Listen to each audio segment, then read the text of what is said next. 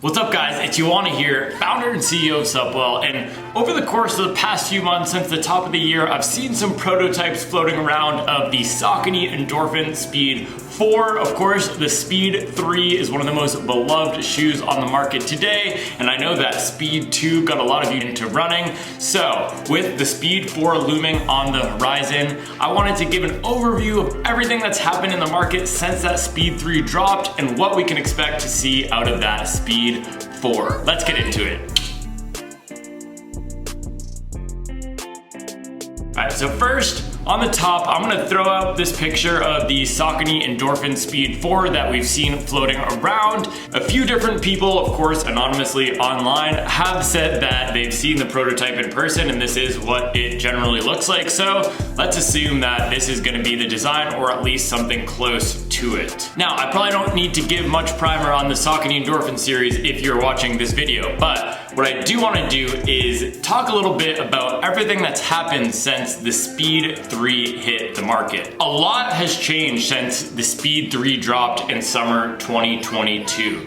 Now, when that came out, Saucony really had a stranglehold on that plated trainer market. There weren't a ton of competitors out there. You had shoes like the DV8 Nitro, and you also had shoes like the Tempo Next Percent, but there's been this whole crop of new high mileage trainers to have popped up on the market since then. And now, notice I said high mileage trainers because we are banning the S word on this channel. I'm no longer gonna call that batch of shoes super trainers. And that's because I think these shoes are really designed for helping us hit high mileage. Now, a few of the shoes that have come out since that Speed 3 have been Mach X, Asics Magic Speed 3, the Adidas Boston 12, the SC Trainer V1 and V2, the Primex Strung V2 recently, Saucony's own Kinvara Pro, and finally that Asics Super Blast. The Asics Super Blast, I got my ear to the streets, at least on Reddit, and that is now the dominant viral shoe that people are recommending. It used to be the Saucony Endorphin Speed 3. Hey, if you want one shoe to do it all, go grab that Speed 3.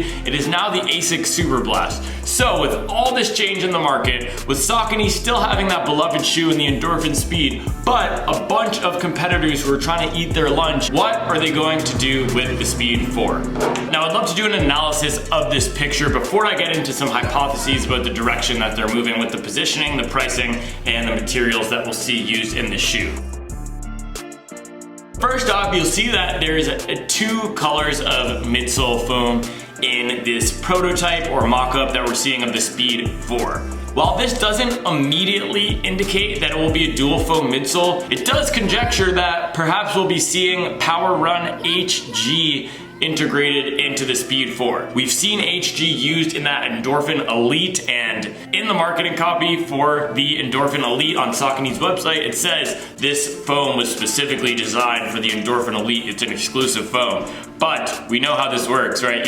You need to get some of that development cost back with selling more shoes that use your latest technology. So I believe that they'll be integrating it into the Endorphin Pro 4 based on what I've heard from some people who've tested it. There's a small top layer of HG in that Pro 4.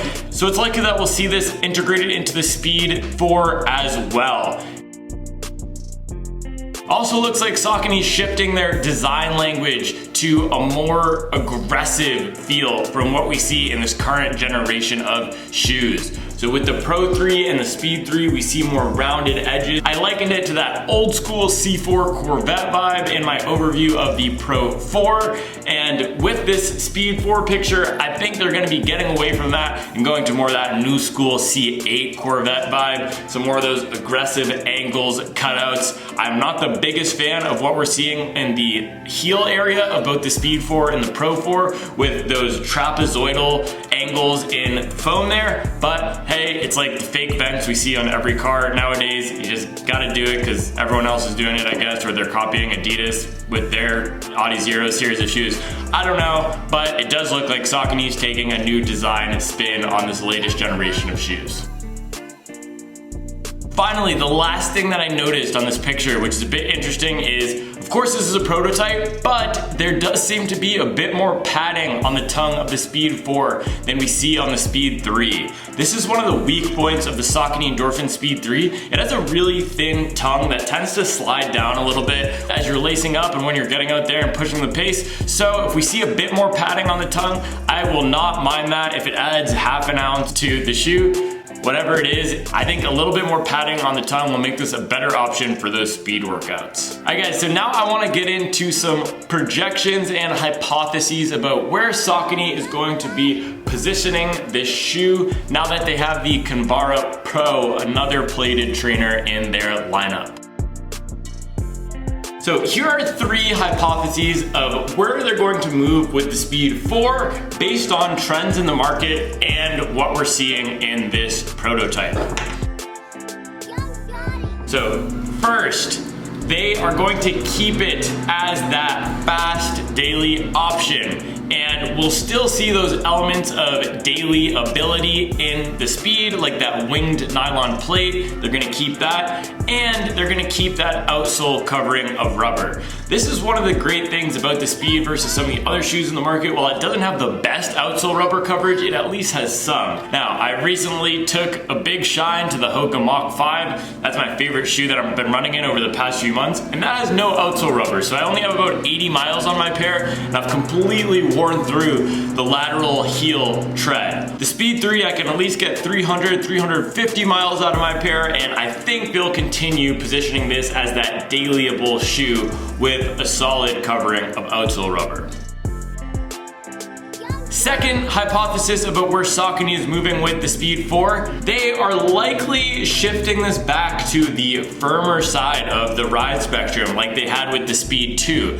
So with the Saucony Kinvara Pro hitting the market, that's gonna take a little bit of those buyers from the Speed 3 who are using it as that true everyday shoe for those aerobic base building miles and those long runs. That's really what the Kinvara Pro is designed for. It has that EVA on the bottom layer, and it's meant to be a cushioned cruiser, more of a souped up recovery shoe than a fast speed shoe. And with the Saucony Endorphin Speed having that lineage of being the Endorphin Pro's brother, just not with that carbon plate, they're gonna be moving it back in that direction in V4, firming up the ride a little bit. I think they'll shave some of that PEBA off the side, make it a bit narrower platform, but keep that nylon plate to make this a bit of a snappier ride. Now, my projection is this will be positioned more in that Takumi Sen or Magic Speed direction with those firmer, snappier plated trainers than it is gonna be positioned in that Boston 12, Mach X, Kinvara Pro territory. All right, my third hypothesis about the Saucony Endorphin Speed is, unfortunately, they will be raising the price on the Saucony Endorphin Speed 4.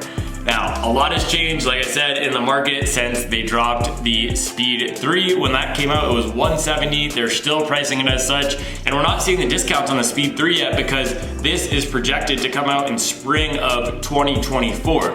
So, with that being the case, unfortunately, with inflation and the way that the sales cycle works, I believe this will be priced around $180, which is the same price as that Saucony Kinvara Pro. And as always, thank you for watching. Thank you for liking and subscribing. I'll make sure to keep you up to date on the latest and greatest in the world of performance running.